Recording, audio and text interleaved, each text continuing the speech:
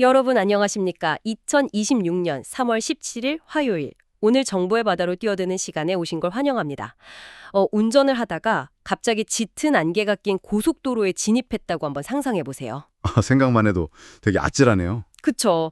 근데 내비게이션은 막 갑자기 오른쪽으로 급회전하라고 시끄럽게 울려대는데 창밖으로 얼핏 보이는 표지판은 직진을 가리키고 있고 심지어 오른쪽은 완전 낭떠러지처럼 보인단 말이죠. 네, 진짜 어느 신호를 믿고 운전대를 돌려야 할지 너무 혼란스러운 상황이네요. 맞아요. 이 위험한 상황이 바로 오늘 우리가 마주한 그 한국의 경제 지표들이 보내는 시그널입니다. 네, 한쪽에서는 막 축포를 터뜨리면서 환호하는 주식시장이 보이는데 또 반대쪽에서는 그 거대한 세금 폭탄을 맞고 차갑게 얼어붙는 부동산 시장이 보이고 있거든요. 그니까요. 경제라는 하나의 거대한 유기체 안에서 이렇게 극단적으로 대비되는 풍경이 펼쳐지고 있는 게 정말 놀랍습니다. 네, 서로 완전히 정반대의 신호를 보내고 있죠. 그래서 오늘의 자료 심층 탐험의 미션은 아주 명확합니다. 바쁜 일상 속에서 막 쏟아지는 이 모순적인 경제 뉴스들에 우리 청취자 여러분이 압도당하지 않으시도록 이 복잡한 지표들이 결국 여러분의 지갑 그리고 다가올 경제 흐름에 어떤 의미를 갖는지 명쾌하게 짚어보겠습니다. 네, 아주 중요한 작업이 될 것 같습니다. 네, 그럼 당장 뜨겁게 달아올랐던 금융시장 이야기부터 시작해볼까요? 오늘 코스피 지수가 무려 5,640.48로 마감을 했습니다. 1.63%나 급등했어요. 네, 맞습니다. 반면에 코스닥은 1136.94로 약간 0.12% 하락하면서 엇갈린 모습을 보였죠. 와, 코스피만 이렇게 막 환호성을 지른 이유가 그 바다 건너 뉴욕 증시에서 들려온 국제 유가 소식 때문이었죠. 네, 그렇습니다. 그 WTI, 그러니까 서부 텍사스산 원유 가격이 단숨에 4% 넘게 급락하면서 94달러대까지 내려왔거든요. 오, 94달러대요. 네, 그래서 시장 참여자들은 이걸 아주 강력한 청신호로 해석을 한 겁니다. 아, 그러니까 유가가 떨어지면 일단 기업들의 비용이 줄어들고 무엇보다 사람들을 계속 괴롭히던 인플레이션 우려가 조금 덜어질 테니까요. 맞아요. 이제 물가 잡히면 중앙은행이 금리를 내릴 수도 있겠구나 하는 기대감이 주식시장에 불을 확 붙인 거죠. 야, 특히 오늘 개별 종목도 움직임이 진짜 엄청났잖아요. 네, 대장주들 위주로 장난 아니었죠. 네, 삼성전자가 그 엔비디아의 HBM4E를 단독으로 공급한다는 소식이 터지면서 지수 상승을 그냥 멱살 잡고 끌어올렸습니다. 네버 역시 22만 4천 원으로 2.75% 견조하게 간등했고요. 네네. 잠깐. 근데 여기서 HBM4E라는 용어가 좀 낯선 분들도 계실 텐데 이게 왜 그렇게 시장을 뒤흔들 만한 뉴스인 건가요? HBM4E는 쉽게 말해서 그 인공지능 AI를 구동하기 위해 반드시 필요한 초고속도로 같은 차세대 메모리 반도체거든요. 아, 초고속도로요. 네, 엔비디아의 AI 칩이 아무리 연산 능력이 뛰어나다고 해도 데이터를 빠르게 공급해주는 이 HBM이 없으면 제 성능을 아예 낼 수가 없어요. 아, 엔진이 좋아도 연료 공급이 안 되면 소용이 없대시요. 그렇죠. 근데 지금까지는 이 공급망에서 삼성전자가 다소 고전한다는 평가가 좀 있었는데 이 핵심 부품을 단독으로 공급하게 되었다는 건 엄청난 의미가 있죠. 와, 글로벌 AI 랠리의 중심에 한국 증시의 대장주가 제대로 탑승했다. 약간 이런 강력한 구조적 변화를 의미하는 거군요. 네, 주식시장이 흥분할 만한 충분한 이유가 되는 겁니다. 야, 코스피 대장주가 병목 현상을 뚫어냈고 거기다 유가까지 떨어져서 물가 걱정도 덜었다. 사실 여기까지만 들으면 완벽한 파티 분위기잖아요. 네, 겉보기엔 그렇죠. 근데 전문가인 제가 오늘 자료를 보다가 진짜 도저히 이해가 안 가는 숫자를 하나 발견했어요. 어떤 숫자 말씀이신가요? 아니, 주식시장은 인플레이션 우려가 줄었다고 이렇게 막 환호하는데 왜 채권시장에서 국고채 3몇몇 금리는 오히려 상승한 겁니까? 3.324%로 2.4bp가 올랐더라고요. 아주 날카로운 지적이십니다. 방금 우리가 유가 떨어져서 물가 잡히고 금리 내려갈 거란 기대감 때문에 주식이 올랐다고 했잖아요. 만약 그게 진짜라면 채권 금리도 뚝 떨어져야 정상 아닌가요? 네, 원래는 그게 맞죠. 그게 바로 오늘 경제지표가 보여주는 안개 속 낭떠러지의 실체입니다. 아, 그래요? 그럼 채권 시장은 지금 주식 시장이 보지 못하는 뭔가를 보고 있는 건가요? 네, 주식시장은 그 특성상 당장 오늘 눈앞에 떨어진 호재, 즉 유가 하락이나 특정 기업의 수주 같은 이슈에 되게 즉각적이고 감정적으로 반응하는 경향이 있어요. 아까 말씀하신 스피드보트처럼 방향을 확확 트는 거네요. 맞아요. 반면에 채권 시장은 거대한 항공모함처럼 훨씬 더 무겁고 맹정하게 거시경제의 밑바닥을 봅니다. 아, 항공모함. 네, 채권 투자자들이 금리를 떨어뜨리지 않고 오히려 올렸다는 건 오늘의 이 유가 하락이 인플레이션이라는 거대한 산불을 끄기에는 턱없이 부족하다고 판단했다는 뜻이거든요. 잠깐만요. 유가가 4%나 빠졌는데도 턱없이 부족하다고요? 대체 이유가 뭡니까? 두 가지 아주 치명적인 변수가 떡버티고 있기 때문인데요. 첫째는 바로 환율입니다. 아, 환율. 오늘 원달러 환율이 살짝 내리긴 했지만 여전히 1,493.6원이잖아요. 잖아요. 국제 유가가 달러 기준으로 아무리 떨어져도 우리가 달러를 사올 때 지불해야 하는 원화 가치가 이렇게 바닥을 기고 있다면 아, 국내로 들어오는 수입 물가는 여전히 비쌀 수밖에 없겠네요. 정확합니다. 유가 하락의 효과를 그 고환율이 싹 다 갉아먹어버리는 구조인 거죠. 와, 그러니까 밖에서 물건값이 10% 싸졌어도 내 지갑 속 돈의 가치가 20% 떨어졌다면 결국 체감 물가는 더 비싸진 거나 다름없다는 거군요. 네, 바로 그겁니다. 환율이 이 정도로 높으면 중앙은행 입장에서도 물가 핑계를 대면서 금리를 쉽게 못 내리겠네요. 네, 그게 바로 두 번째 변수입니다. 한국은행 금통위원들이 최근 쏟아내는 발언들을 분석해보면 여전히 물가 리스크를 경고하는 매파적 기조가 아주 뚜렷하게 나타나고 있거든요. 아, 매파적 발언이요. 이란 사태 같은 지정학적 불확실성도 여전하니까 유가가 또 내일 당장 다시 튈지도 모르는 상황이잖아요. 그렇죠. 근데 환율마저 1,490원대다. 중앙은행은 절대 섣불리 금리를 못 내립니다. 여기서 흥미로운 부분은 바로 시장의 단기적 기대와 구조적 현실의 괴리예요. 단기적 기대와 구조적 현실의 괴리. 네, 결국 오늘 코스피 랠리는 경제의 체력 자체가 튼튼해져서가 아니라 극심한 두통을 앓던 환자가 유가 하락이라는 단기 진통제 하나를 맞고 잠시 고통을 잊은 채 환호하는 것에 불과할 수 있다는 경고입니다. 와, 진통제 맞은 환자?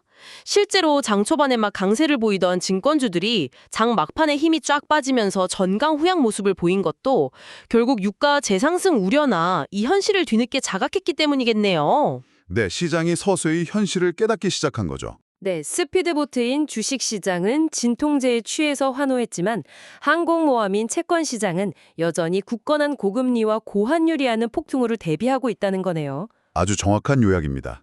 자, 이렇게 금융시장의 상황을 짚어봤는데 그럼 이 거대한 고금리라는 모루 위에 모인 실물 자산, 바로 부동산 시장으로 시선을 한번 돌려보겠습니다. 네, 주식시장이 기민하게 움직이는 스피드보트라면 부동산 시장은 방향을 트는데 수킬로미터가 걸리는 거대한 화물선이죠. 맞아요, 화물선. 근데 오늘 정부가 이 화물선 바로 앞에 엄청난 빙산을 하나 툭 떨어뜨렸습니다. 네, 오늘 국토교통부가 발표한 2026년 공동주택 공시가격안 말씀이시죠? 네네. 이거 진짜 충격적이더라고요.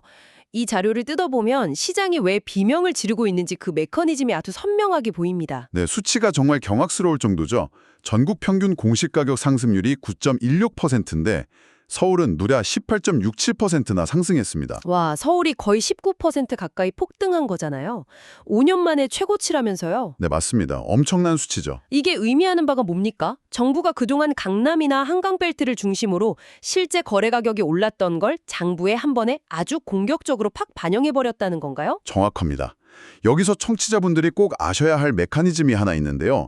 아파트의 실거래가는 시장에서 사람들이 사고 파는 진짜 가격이지만 공시가격은 정부가 세금을 매기기 위해 공식적으로 정해놓은 가격표입니다. 아, 세금을 매기는 기준이 되는 가격표요? 네, 이 공시가격이 18% 올렸다는 건 단순히 서류상의 숫자가 바뀐 게 아니에요. 재산세, 종합부동산세, 심지어 건강보험료까지 산정하는 근거, 즉 세금 곱하기의 기준값이 18% 커졌다는 뜻입니다. 와, 곱하기의 기준값이 커졌다. 그 타격이 어느 정도인지 우리 자료에 있는 구체적인 사례로 한번 체감해보죠. 네, 아주 좋은 예시가 있습니다. 네, 서울 서초구의 레미안 원베일리 84제곱미터, 그러니까 국민평형 아파트를 가진 사람의 경우 내년에 내야 할 보유세 추정액이 전년 대비 약 56%나 솟구쳐서 2,855만 원 수준에 달할 거란 분석이 나왔습니다. 진짜 어마어마한 금액이죠. 여러분, 세금으로만 1년에 거의 3천만 원이 날아간다는 뜻이에요. 웬만한 직장인 초봉에 맞먹는 돈을 매년 현금으로 국가에 내야 한다면 이 다주택자나 고가주택 소유자들이 느낄 심리적 압박감은 어느 정도일까요? 그건 단순한 압박감을 넘어서 심각한 현금 흐름의 마비를 가져오게 됩니다. 현금 흐름의 마비요? 네, 자산 가치, 즉 집값이 아무리 40억, 50억 한다고 해도 그건 깔고 앉아있는 돈이지 당장 꺼내 쓸 수 있는 현금이 아니거든요. 그렇죠. 집을 파는 게 아닌 이상 현금은 없으니까요. 네, 게다가 앞서 금융시장 분석에서 우리가 확인했듯이 당분간 금리가 눈에 띄게 내려갈 가능성도 희박하잖아요. 아, 맞네요. 대출 이자는 이자대로 비싼데 매년 3천만 원의 세금을 생돈으로 마련해야 한다. 네, 결국 버티지 못하는 다주택자나 영끌족들 사이에서 비명이 터져나올 수밖에 없는 구조적 한계에 봉착한 겁니다. 실제로 주택 사업 경기 전망 지수를 보니까 수도권을 중심으로 12.4포인트나 급락하면서 94.9를 기록했더라고요. 매수 관망세가 엄청 짙어진 상황이죠. 네, 매수자들도 지금 집 사면 저 세금 고지서가 내 이름으로 날아오겠구나 싶으니까 완전히 얼어붙어서 관망세로 돌아선 거죠. 그러면요. 제 상식으로는 이런 양도세 중과나 세금 폭탄이 떨어지고 금리 인하 기대감마저 약화돼서 시장이 차갑게 식어간다면 서울 아파트 가격이 전체적으로 푹 주저앉아냐 맞는 거 아닙니까? 네, 보통은 그렇게 생각하죠. 근데 자료를 보면 지역별 혼조세가 아주 뚜렷하게 나타나고 있어요. 기묘한 양극화 현상이 벌어지고 있는 건데요. 네, 아주 중요한 포인트를 짚어주셨습니다. 세금 폭탄의 진원지인 강남권 일부 단지에서는 세금을 못 버티고 막 수억 원씩 하락한 급매물이 나오면서 흔들리고 있는데 오히려 강북권 일부 지역에서는 이전 거래가를 비웃듯이 신고가가 속출하고 있어요. 아니 세금 폭탄 맞은 강남은 흔들리는데 왜 강북은 오르는 걸까요? 이 양극화 현상을 우리 청취자분들은 어떻게 해석해야 합니까? 자, 이걸 더 큰 그림과 연결해 보자면요. 이게 바로 부동산 시장에서 나타나는 아주 지독하고도 합리적인 풍선 효과의 메커니즘입니다. 아, 풍선 효과요? 네, 부동산 수요라는 건 한순간에 짠 하고 증발하지 않습니다. 어딘가로 흘러가죠. 자, 매수자 입장에서 한번 생각해 보십시오. 강남에 진입할 자금력은 있지만 매년 3천만 원의 징벌적 세금을 내면서까지 강남에 머물러야 할 이유를 찾지 못하는 수요층이 생기는 겁니다. 아, 세금으로 나갈 현금을 계산해 보니까 수익률이 완전히 박살난다는 걸 깨달은 거군요. 맞습니다. 그래서 이 자본은 세금이라는 파괴적인 폭격을 피해서 안전지대를 찾기 시작합니다. 그들의 타겟이 바로 상대적으로 세금 부담이 덜한 강북권이나 수도권의 신축 단지인 거죠. 아, 인프라는 훌륭하면서도 공시 가격은 아직 강남만큼 오르지 않아서 그 종합부동산세의 과세 기준선을 교묘하게 밑도는 지역들 말이죠. 네, 정확합니다. 강남에 살면서 막대한 세금을 낼 바에야 세금 부담이 훨씬 적은 강북의 대장주 아파트를 최고가를 주고서라도 사겠다는 아주 계산적인 자본의 이동이 일어난 겁니다. 공시가격 급등이 단순히 세금 고지서 숫자를 바꾸는 걸 넘어서 매도자와 매수자 간의 심리전을 촉발한 거죠. 와, 진짜 소름 돋게 이성적이네요. 강북의 신고가 속출은 사람들이 그냥 집을 비싸게 사는 게 아니라 그 조세 저항의 임계점을 넘은 수요층이 세금 권역을 피해서 가장 합리적인 대안을 찾아 이동한 결과라는 거잖아요. 네, 맞습니다. 강남의 가격이 떨어지는 것과 강북의 가격이 오르는 게 결국 세금 피하기라는 하나의 뿌리에서 나온 현상인 겁니다. 야, 진짜 이래서 경제지표 이면을 들여다봐야 되네요. 자, 그럼 이제 퍼즐을 하나로 쫙 맞춰보겠습니다. 스피드보트처럼 유가 하락에 취해 5,640선을 뚫은 주식시장. 하지만 그 밑바닥에는 1,490원대의 고환율과 매파적 통화정책 기조가 흐르고 있고요. 네, 그리고 실물 경제의 뼈대인 부동산 시장에는 18%라는 공시가격 현실화와 수천만 원의 세금 폭탄이 투하됐습니다. 네, 바로 그겁니다. 금융시장의 고환율과 매파적 기조, 그리고 실물 경제의 공시가격 쇼크. 이게 만났을 때 결국 청취자 여러분의 일상, 즉 대한민국의 진짜 실물 경제에는 어떤 후폭풍을 몰고 올까요? 이게 아주 중요한 질문을 던지게 하는데요. 결국 최악의 시나리오, 즉 하반기 소비 위축 우려로 직결될 수밖에 없습니다. 소비 위축이요? 예를 들어서 제가 오늘 삼성전자 주식으로 반짝 200만 원을 벌었다고 쳐봐요. 근데 마트에 가보니까 당장 1,490원대 고환율 때문에 수입 물가가 너무 비싸진 거예요. 네, 체감 물가가 장난 아니죠. 게다가 부동산 세금으로 수천만 원이 나간다면 사람들은 당연히 지갑을 닫을 수밖에 없겠죠. 청취자 여러분도 당장 올 하반기 소비 계획을 다시 세워야 할지 모른다는 뜻 아닙니까? 맞습니다. 자산 가치는 올라간 것 같은데 묘하게 가난해진 기분, 이른바 캐시플로우의 가뭄이 시작되는 겁니다. 아, 캐시플로우의 가뭄 너무 와닿네요. 네, 많은 사람들이 주식 계좌의 평가액이나 아파트 실거래가를 자신의 진짜 부라고 착각하곤 하는데요. 실생활을 굴러가게 하는 건 장부상의 숫자가 아니라 내 손에 들어와 마음대로 쓸 수 있는 돈, 즉 가처분 소득이거든요. 네, 내 맘대로 쓸 수 있는 진짜 돈. 네.